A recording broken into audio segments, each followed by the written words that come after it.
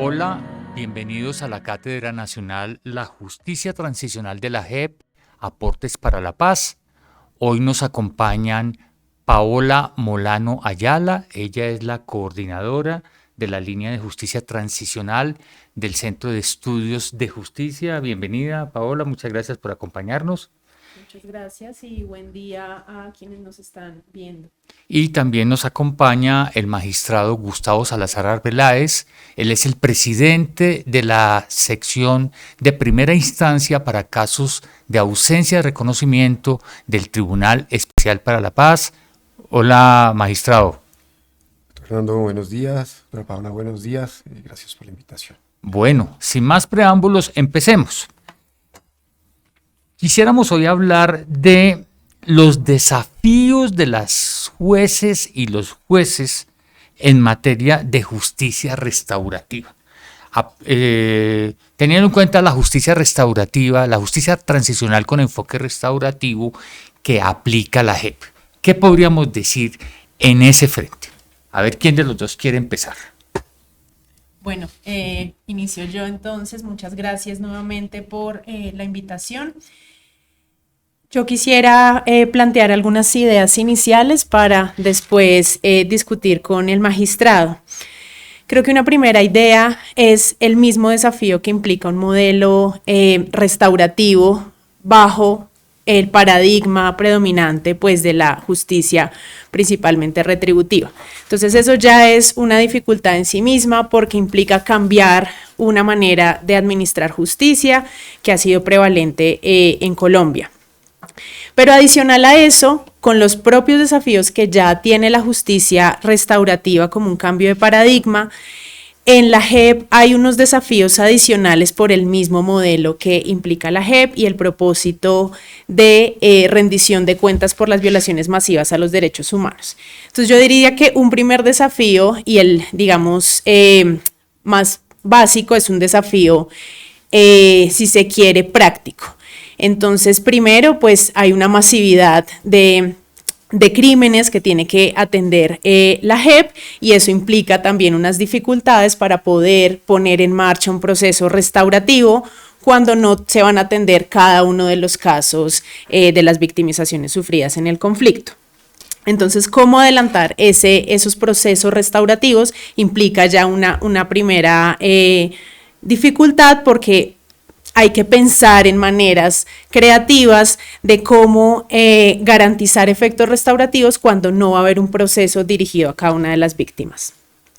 Un segundo desafío práctico es el que enfrenta la JEP en sus otras dimensiones, que también es el tiempo y, digamos, la escasez de recursos para concentrarse en todos estos propósitos grandes, no solamente de investigar cada uno de los casos, de llevar a cabo los espacios de participación, digamos que todo este esfuerzo grande que implica el objetivo máximo de rendir cuentas por lo sucedido en el conflicto o de llevar a los responsables a rendir cuentas por lo sucedido en el conflicto. Y esto, digamos que se fortalece o se exacerba en el ámbito restaurativo, porque entonces paralelo a llevar a cabo las investigaciones, a recabar pruebas, llevar a cabo las versiones voluntarias, pues tienen que pensar en cómo todos esos elementos van a tener efectos restaurativos para las víctimas. Entonces yo diría que en términos prácticos o de lo que hace en la cotidianidad de la JEP están esos tres desafíos: la masividad del tiempo y la capacidad de la JEP para llevar a cabo todas esas tareas. Pero también creo que hay uno que es bien difícil de superar y es cómo puede lograr la JEP tratar de responder en algún sentido a las expectativas de las víctimas en términos de la restauración del daño. Porque lo que hemos visto, al menos de algunos trabajos de investigación que hemos hecho en De Justicia, es que cada víctima tiene una visión distinta de qué implica ese proceso restaurativo y al final el éxito de esos procesos pues pasa mucho por la evaluación que las víctimas puedan hacer de cómo se llevó a cabo y de esos resultados. Entonces yo dejaría ahí esos primeros elementos para la discusión. Creo que no es fácil lo que tiene enfrente la JEP, y sí creo que muestra una apuesta muy ambiciosa que tal vez no se compadece con el tiempo con el que cuenta, con los recursos y la capacidad humana y financiera que tiene. Y con esto pues quisiera cerrar por ahora. Bueno, magistrado, ¿usted qué responde? Digamos, en síntesis, Paola plantea el tema de la selección, de la priorización, de la temporalidad, de las diferentes expectativas de las víctimas. ¿Cómo la JEP está resolviendo eso? Ahí hay muchos temas. Yo quisiera empezar por un punto grueso, y es: la Administración de Justicia siempre tiene un desafío, y el desafío es dar respuesta a unos crímenes que son básicamente una ruptura normativa. La justicia en esa medida siempre llega tarde. Entonces, creo que el punto de partida es que la justicia siempre es insuficiente desde el inicio de su concepción, porque ya hay una fractura en la vida de personas, hay una fractura en comunidades, hay una fractura en el orden moral que debe ser recompuesto y que solo lo puede ser parcialmente. Esas fracturas normalmente se han enfocado en términos de respuesta a partir de una respuesta de tipo retributivo, que tiene un elemento de venganza. Marta Minow, cuando habla de la retribución, señala que la venganza finalmente es el elemento central de la retribución, pero es una venganza mediada, pausada, mitigada, orientada, conducida, canalizada por una serie de principios que son el debido proceso y el lugar del juez. Es decir, pero finalmente la retribución tiene un sentido de venganza. La justicia restaurativa parte de una lectura, y es que la venganza no es el único sentimiento en el ser humano, y que hay posibilidad para otros escenarios, y que la venganza es una respuesta incompleta. Pero siempre hay un elemento en términos de deseo de venganza. Es decir, que alguien que infringió una norma de alguna manera sufra las consecuencias de su acto, y sean unas consecuencias no solo morales de reproche. Hay unas comunidades que privilegian el reproche a la pena, digamos, intramural, que es una invención de Occidente. Es una respuesta que se sabe incompleta desde la concepción del panóptico y demás, pero que no ha habido una alternativa realmente. La restauración lo que se plantea es: hay algo más allá de la venganza, hay algo más allá de la retribución. Todavía no sabemos qué es. Lo que sabemos es que al menos tiene dos faros o dos directrices, que son la satisfacción de los derechos y anhelos de las víctimas y la reubicación del perpetrador en la sociedad. Es decir, en una es compensar la asimetría generada por el delito, por la infracción, de tal manera que aquellos que han perdido derechos tengan una situación más cercana a los derechos como los tenían o como los deberían tener, que eso se define en la normativa bajo dos figuras, que es la restitución integrum, el recomponer de manera completa ese universo de derechos, o el statu quo ante, que fue una de las figuras que ha manejado la Corte Interamericana, pero que sabemos que es una ficción. El statu quo ante, que es volver al estado anterior de cosas, no es más que una ficción o un deber ser, o simplemente una forma de orientar, un criterio para orientar las acciones. Y ahí viene la pregunta, y entonces ¿qué es la restauración? Y sabemos que la restauración no está completamente decantada, y menos en escenarios transicionales que tienen, como señala la doctora Molano, un desafío adicional y particular, y es la masividad. Y en esa medida la masividad va a llevar a una pregunta, y es: ¿cómo se restituyen los derechos? ¿Cómo se da respuesta a los anhelos de respuesta a un número masivo de víctimas? Y ahí la acción judicial, vamos a partir de una realidad, va a ser siempre incompleta. Es decir, de las 21.000 víctimas de secuestro, creo que están acreditadas algo más como de 4.000 y punta.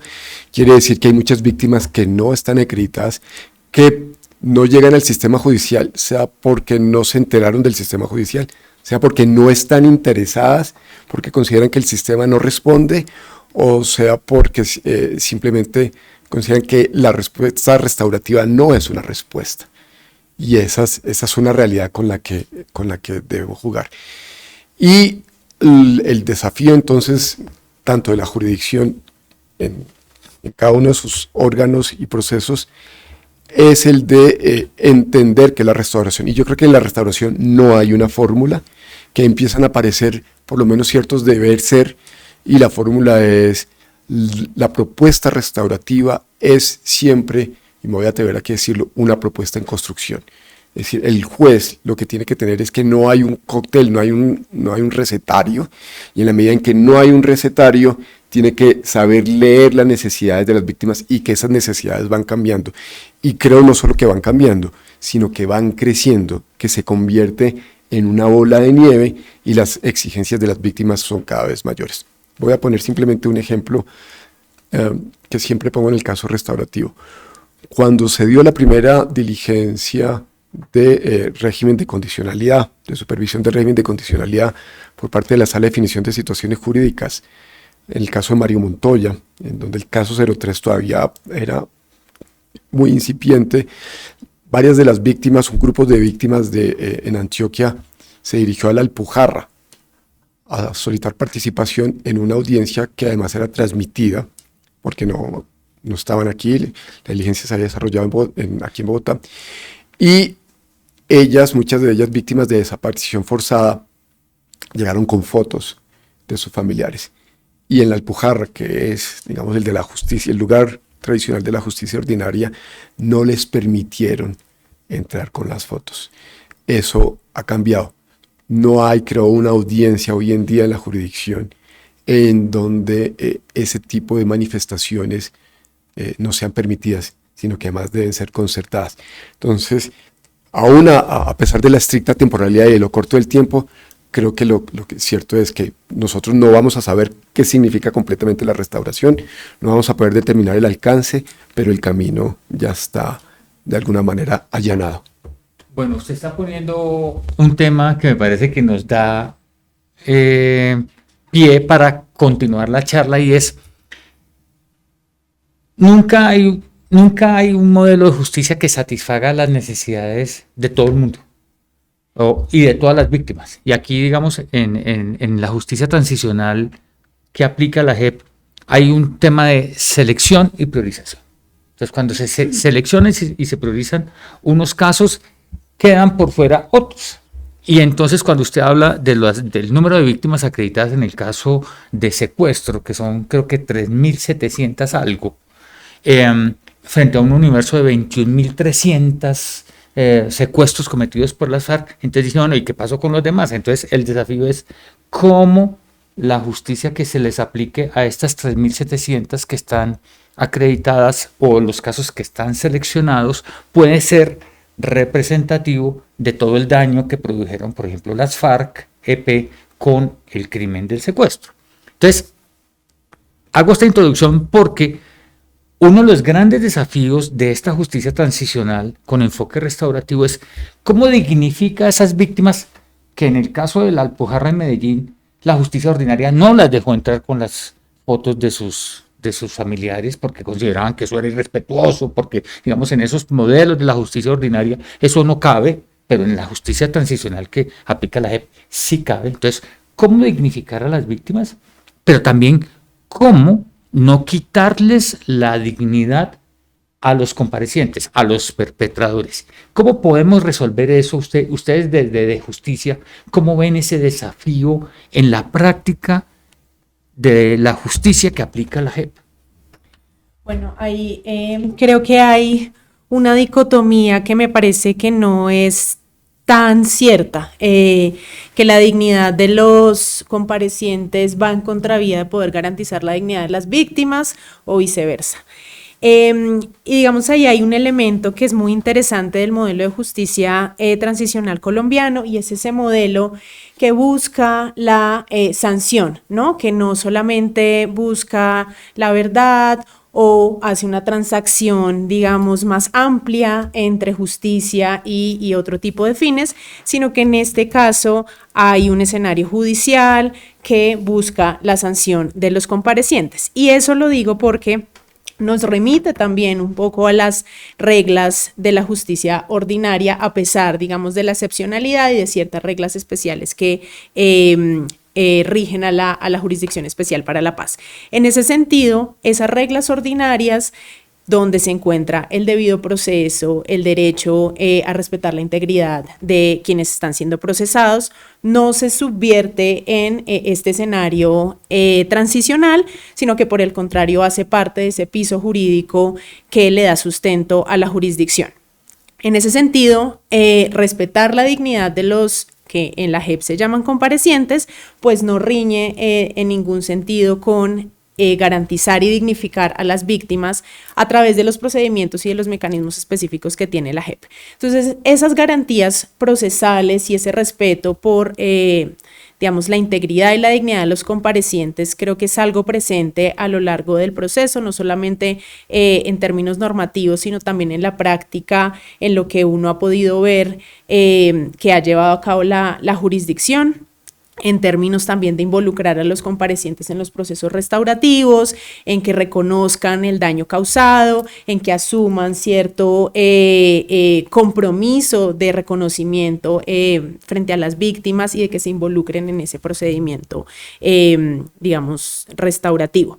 Pero por el otro lado, hay unos mecanismos específicos que le dan un lugar distinto a las víctimas dentro del proceso de la jurisdicción y que permiten elevar ese rol no solamente como una parte dentro del proceso, sino también, y como fue previsto desde el Acuerdo de Paz, como el centro del proceso transicional.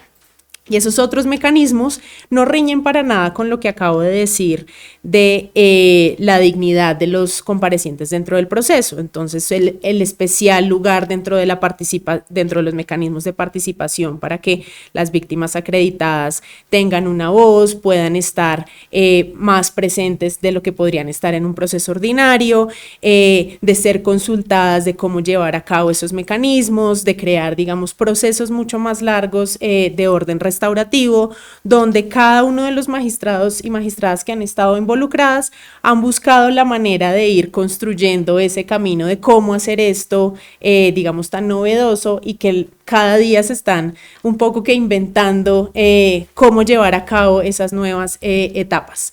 Entonces, creo que lo uno no riñe con lo otro, crear esos espacios de dignificación y reconocimiento para las víctimas que ha llevado a cabo la jurisdicción a través de los distintos espacios de participación, no va en contravía de respetar los derechos de los comparecientes, y que buscar la verdad y buscar el reconocimiento y la responsabilidad y esclarecer, la responsabilidad por los crímenes que cometieron, pues es algo que no atenta contra su dignidad, sino que por el contrario está en el centro, digamos, de darle prevalencia al reconocimiento de las víctimas, de tratar de fortalecer y reconstruir el Estado de Derecho que fue afectado por esos crímenes cometidos en el conflicto. Entonces yo creo que ha habido una armonización y los magistrados y magistradas en la JEP han buscado las distintas maneras para que hacer eso compatible dentro de los distintos procesos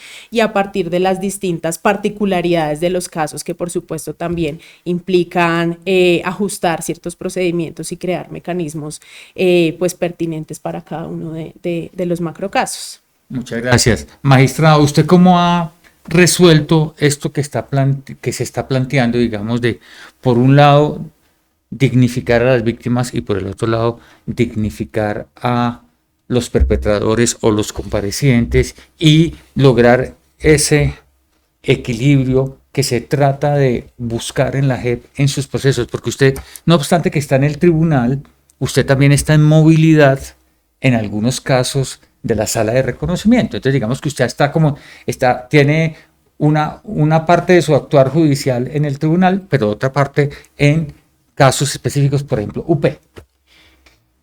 Bien, yo no digo que lo he logrado, yo diría que siempre está uno intentando interpretar cómo debe ser. Yo he tomado un punto de partida y debo decir como magistrado en movilidad ante la sala de reconocimiento de verdad, una serie de actitudes y digamos de actitudes a partir de convicciones específicas. El procedimiento la JEP tiene dos posibilidades, el dialógico y el adversarial. Entonces la pregunta es, uno, ¿cuál es el alcance de la dimensión dialógica ante la sala de reconocimiento? Y la dimensión dialógica yo creo que tiene dos propuestas. Tiene una propuesta de lógica en términos de resultado, y es, yo genero una serie de incentivos en donde se abre la puerta a un compareciente, un posible perpetrador, para que narre, cuente aquello que hizo de manera amplia y detallada, ¿cierto? Exhaustiva, entre otras, como lo ha dicho la sección de apelación, y permita generar una respuesta que es la respuesta, el producto central de la jurisdicción, que sería la verdad, en términos de esclarecimiento. De hecho, son los dos primeros renglones del artículo primero del acto legislativo. Entonces, hay un mecanismo que tiene una lógica, y es, se le otorga al compareciente una oportunidad en el sentido de acudir a un espacio de tipo dialógico para que ayude a ese propósito. Pero creo que lo que ha venido sucediendo es que el sentido de lo dialógico se ha ido ampliando, es decir, que no hay solo una única posibilidad de diálogo, sino que hay múltiples escenarios de diálogo posibles o de desarrollo dialógico del proceso, en la medida en que hay múltiples y diferenciadas actitudes y posturas de los perpetradores o comparecientes, de los comparecientes, posibles perpetradores, ante el juez, y que en eso el juez debe de alguna manera decidir. El caso adversarial es mucho más sencillo, porque el juez es alguien simplemente que entra a evaluar a partir del acervo probatorio si hay fundamento suficiente o no para determinar que se han realizado unas conductas y la posible responsabilidad de un personaje, de un compareciente en esas conductas. Pero en el caso dialógico es un espectro muy amplio, y los comparecientes llegan con posturas tan diferenciadas como ellos son. Entonces yo creo que el escenario dialógico primero es un escenario garantista, y ahí se dignifica de entrada al compareciente, se le otorgan todos los derechos. Estoy absolutamente convencido de que la jurisdicción es un tribunal completamente garantista, tiene todos los mecanismos, tiene la doble instancia, las posibilidades de nulidad, no hay nada expedito, no hay nada sumario, hay posibilidades de controvertir. Para el compareciente hay doble instancia, hay una instancia de instrucción y una instancia de juicio. Es decir, que aquel que no quiere acogerse a la verdad en términos de aceptar responsabilidad, desde el primer momento tiene un largo trayecto para ayudar a construir el debate probatorio, para ayudar a alimentar el acervo del expediente y debatir o rebatir y controvertir en el escenario judicial lo que se ha recaudado. Es decir, tiene un escenario muy largo, es supremamente garantista. Además tiene posibilidades de acciones constitucionales de amparo.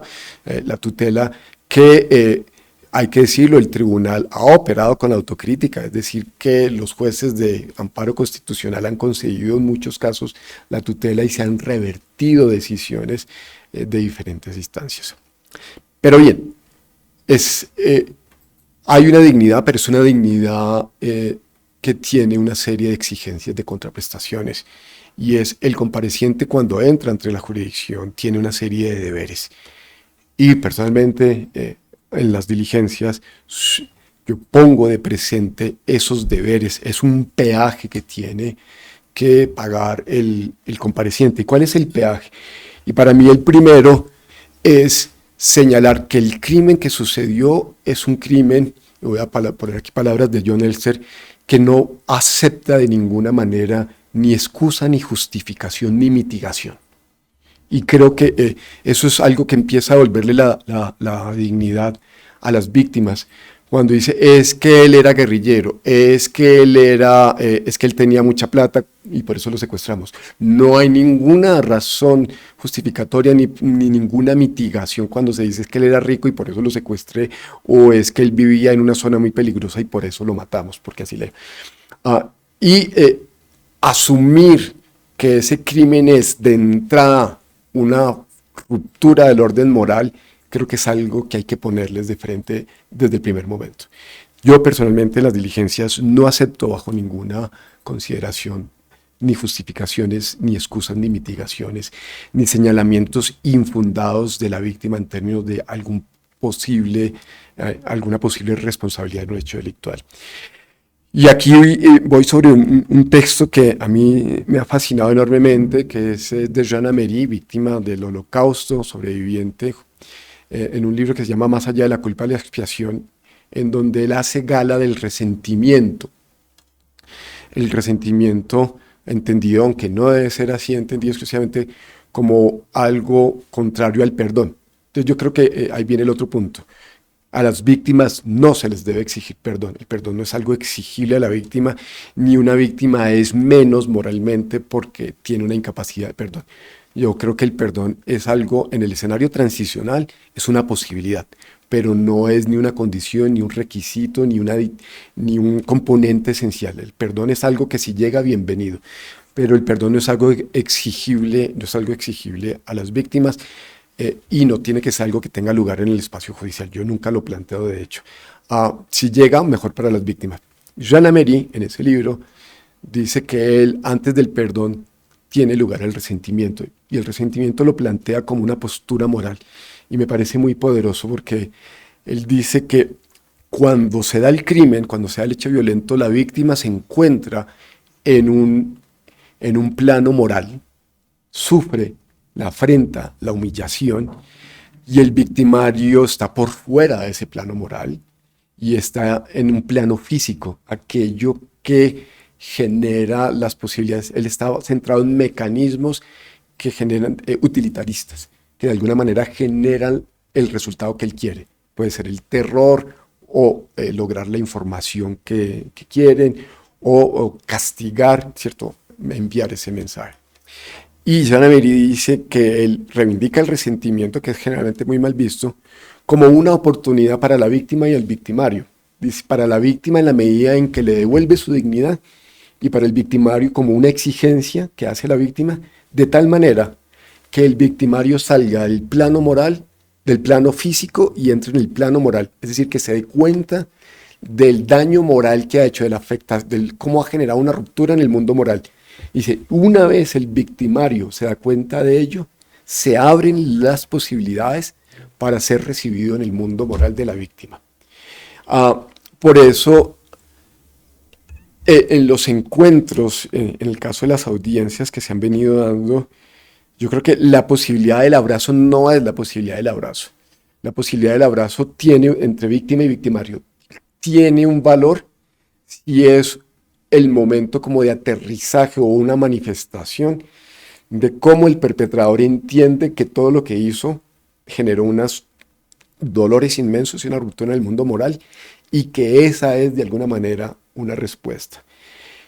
Para llegar a ello, creo que hay que ser muy severo con el compareciente y estarle recordando que el evento no fue un evento menor, que no, es decir, quitarle todo ese matiz de una banalidad del mal y señalar que lo que él hizo era un hombre libre, no era obedeciendo órdenes. La obediencia de vida además está completamente descartada en el derecho penal.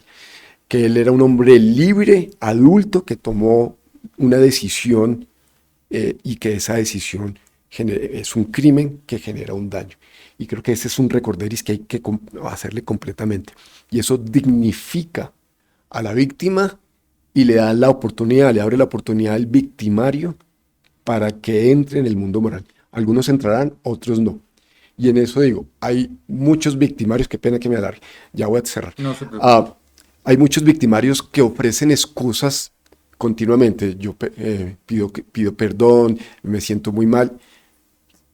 ¿Cómo sabe uno que realmente hay algo auténtico o hay algo franco en términos de sus palabras? No lo podemos saber. Y creo que el arrepentimiento tampoco es un propósito de la justicia transicional. Pero creo que el hecho de que ellos lo digan permite que haya una recomposición normativa. Y Margaret Walker, aquí cierro con este punto, señala que lo más grave para las víctimas es el abandono normativo.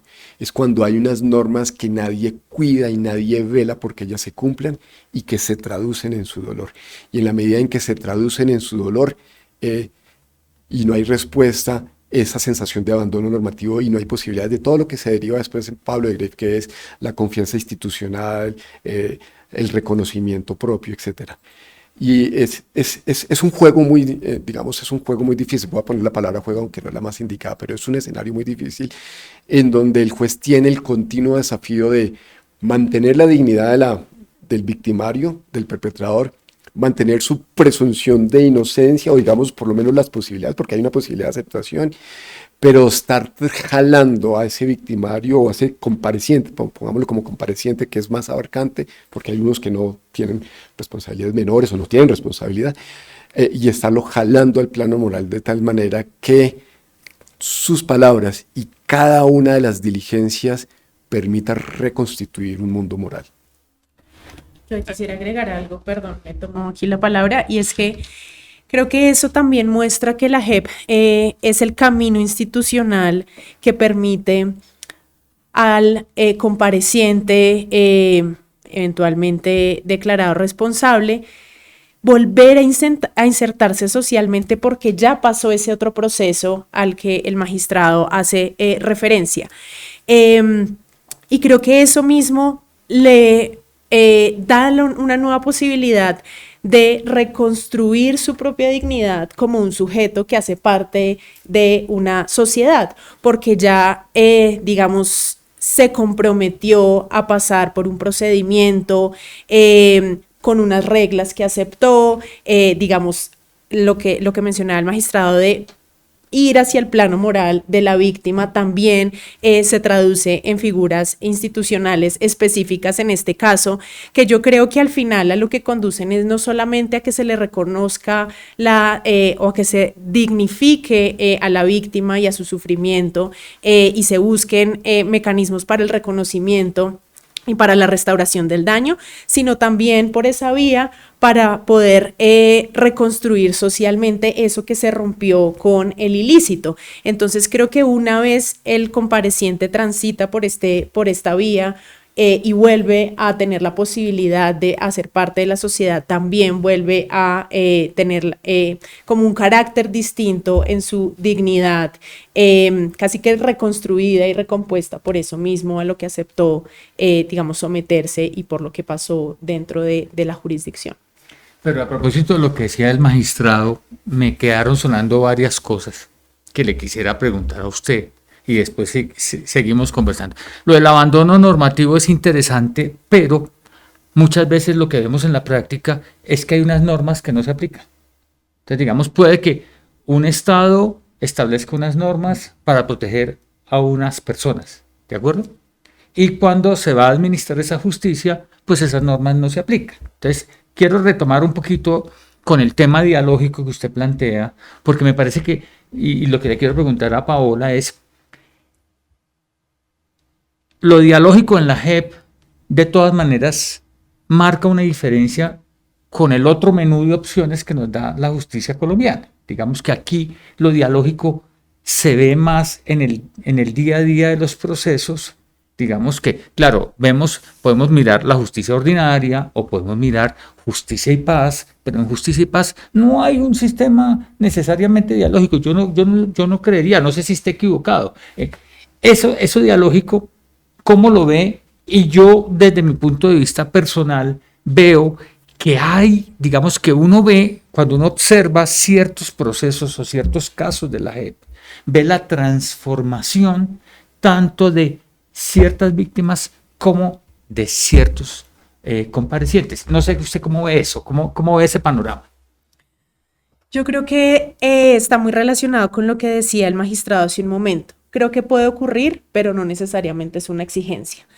El proceso dialógico le permite a las distintas partes que están involucradas que puedan aportar su voz, que puedan ser escuchadas, pero al mismo tiempo que puedan ser controvertidas, siempre buscando no crear discursos justificatorios y tratando de esclarecer en la medida de lo posible la verdad, pues para los fines judiciales.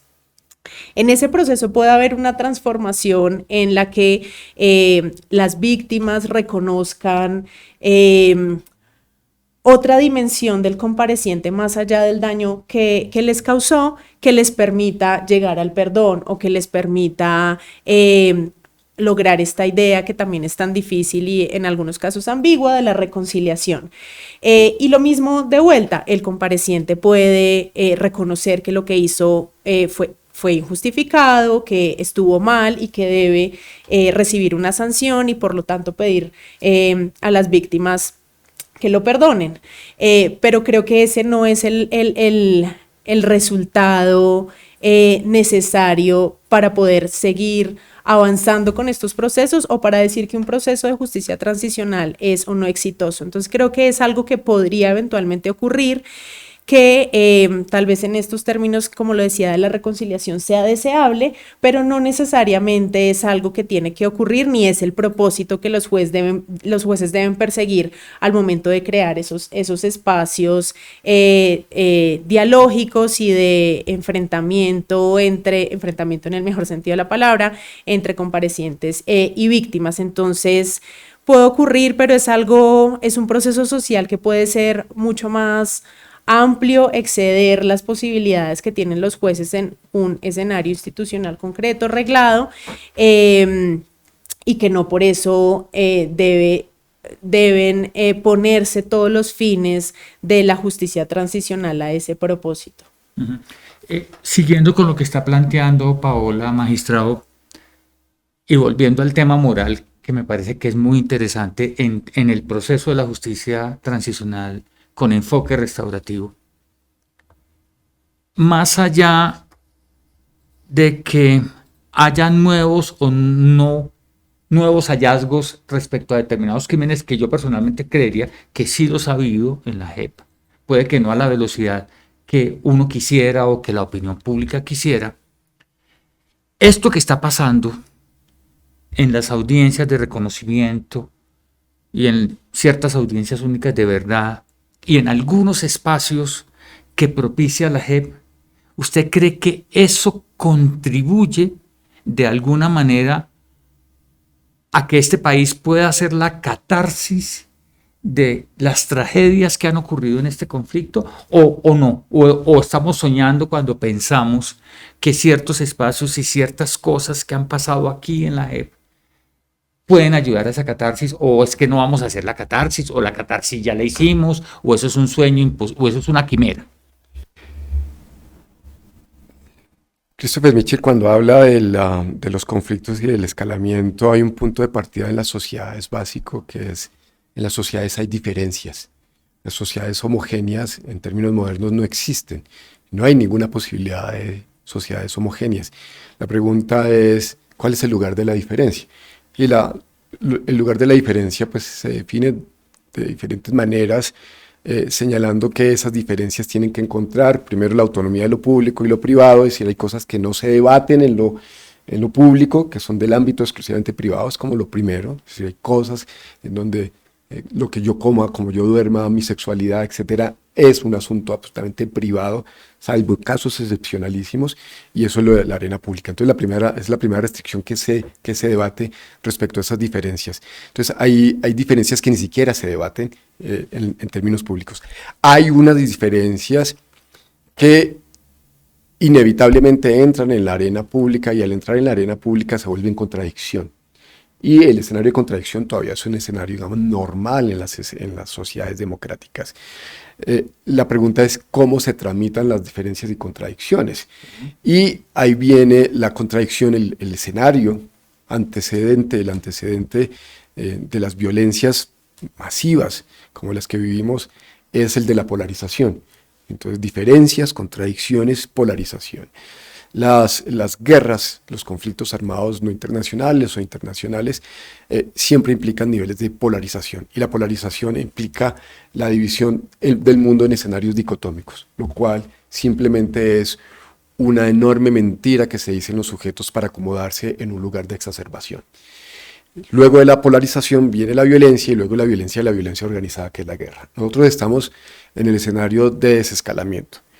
La firma del acuerdo del 2016, si bien no terminó con la guerra, terminó con por lo menos una de las excusas básicas para la violencia organizada, la ha ido desescalando más allá de los problemas que ha habido en los últimos años, y está la ventana de oportunidad para ello.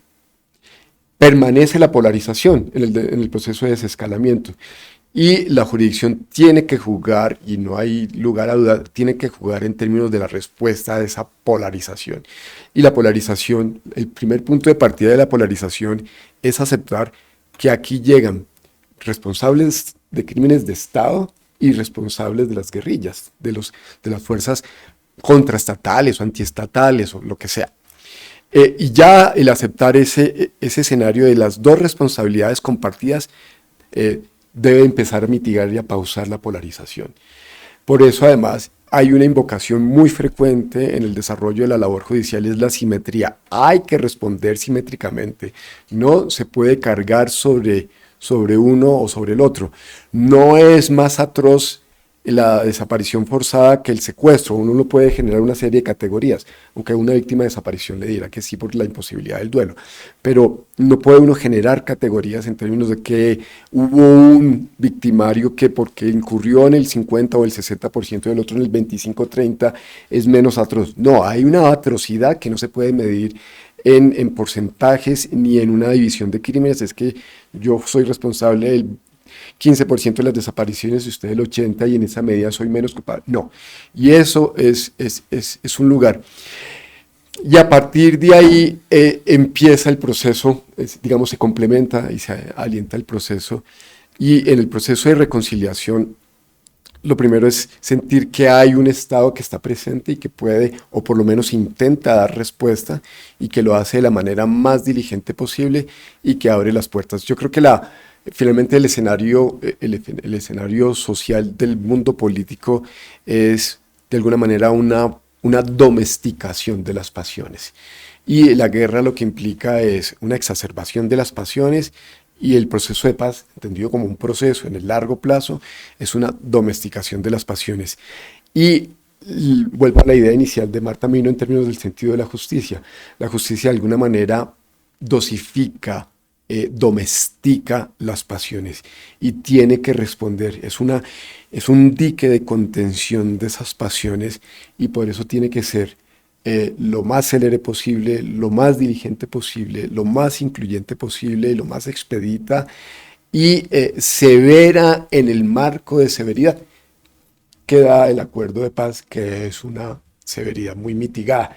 Y ahí viene siempre el problema, y es la educación que se tiene que hacer, la alfabetización hacia afuera, de que la no dicotomía que siempre se planteó paz o justicia es posible en un escenario de convivencia, y que en el escenario de convivencia entre paz y justicia podemos ir avanzando a la paz, hacia la paz, con una justicia que es una justicia claramente mucho más suave, pero que abre las puertas para el proceso de paz.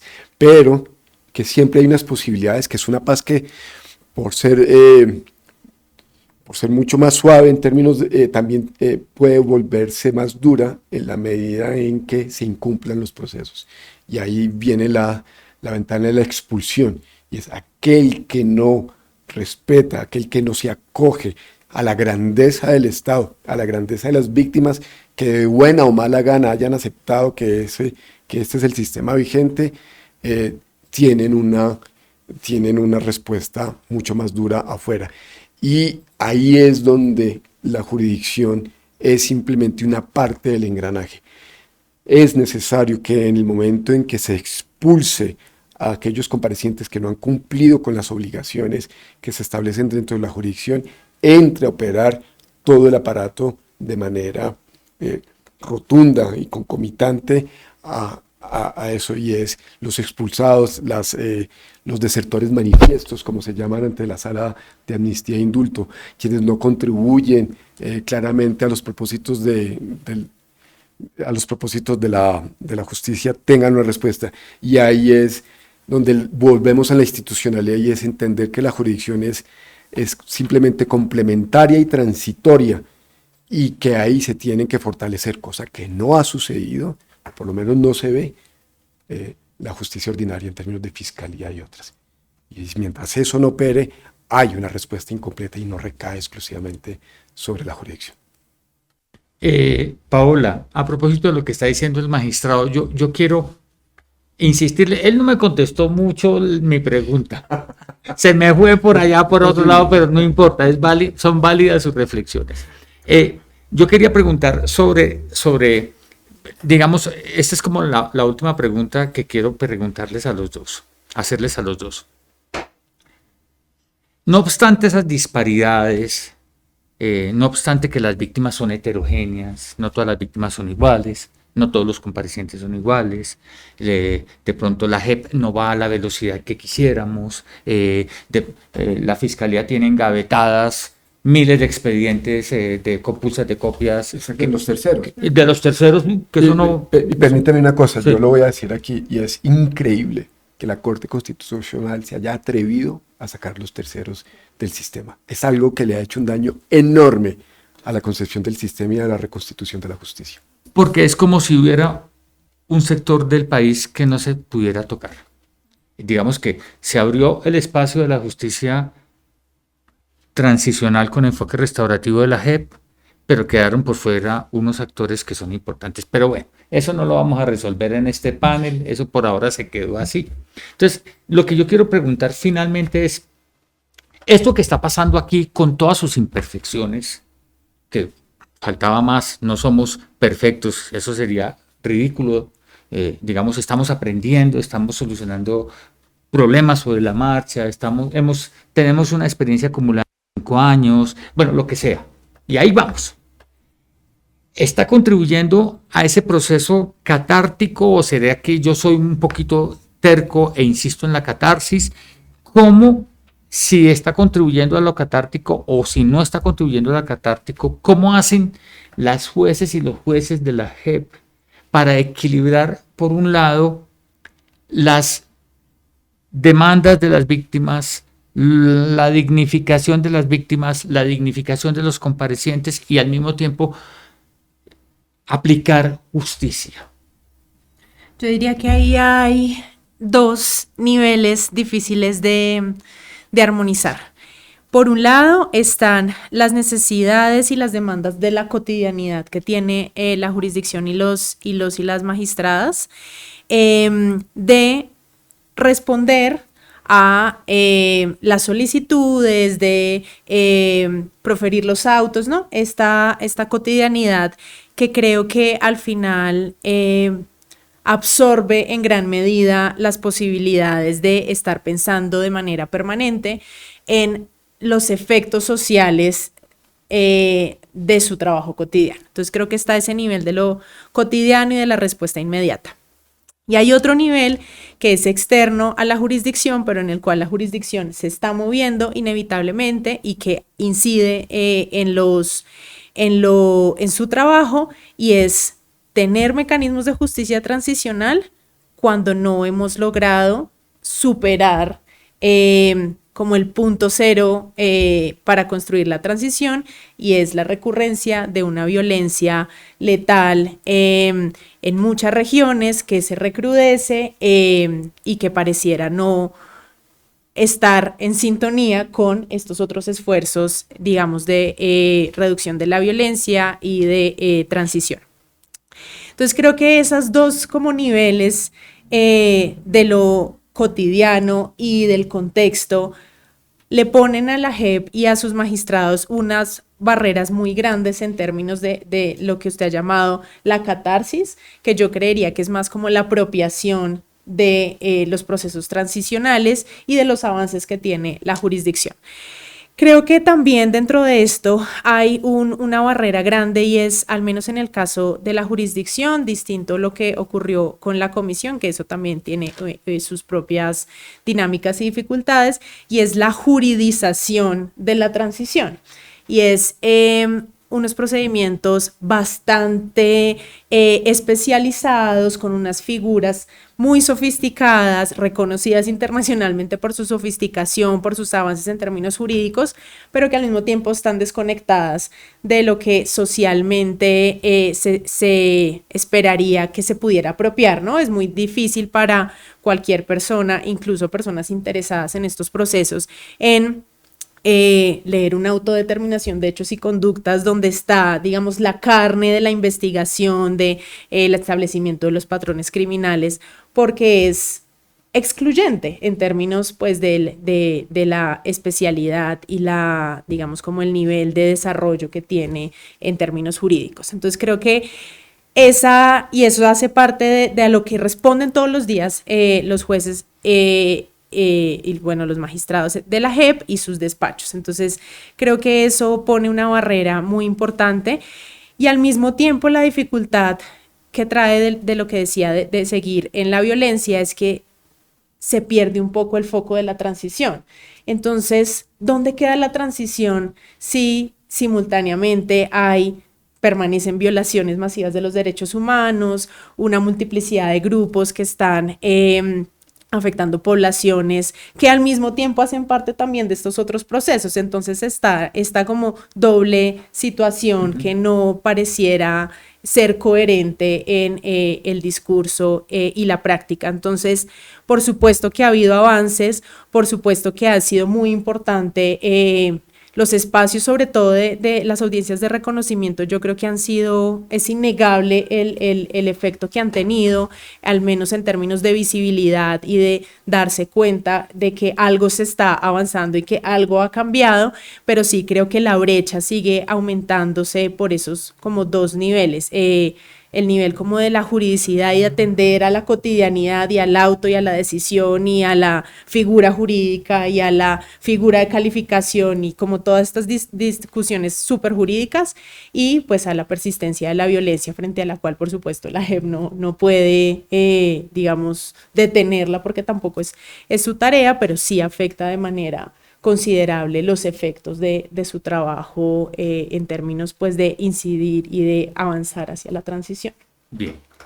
Magistrado, cortico, ¿cómo pudiéramos cerrar esta conversación? Porque me parece que Paola está planteando también una realidad que no podemos desconocer. Es decir, estamos haciendo transición haciendo transición con unos, mientras aparecen nuevos focos de violencia con otros, o con algunos que se reciclaron o lo que sea, pero algo se está haciendo. Entonces, ¿cómo administrar justicia transicional en este escenario tan complejo, en la complejidad de la ritualidad judicial de la JEP, pero al mismo tiempo lo que pasa en las audiencias de reconocimiento, que es tan emocional y tan importante? Bien, primero no es para cerrar porque creo que el tema no se puede cerrar, es para dejarlo en punta.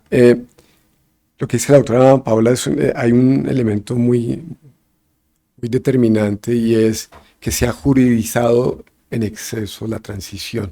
Lamentablemente faltan otras figuras.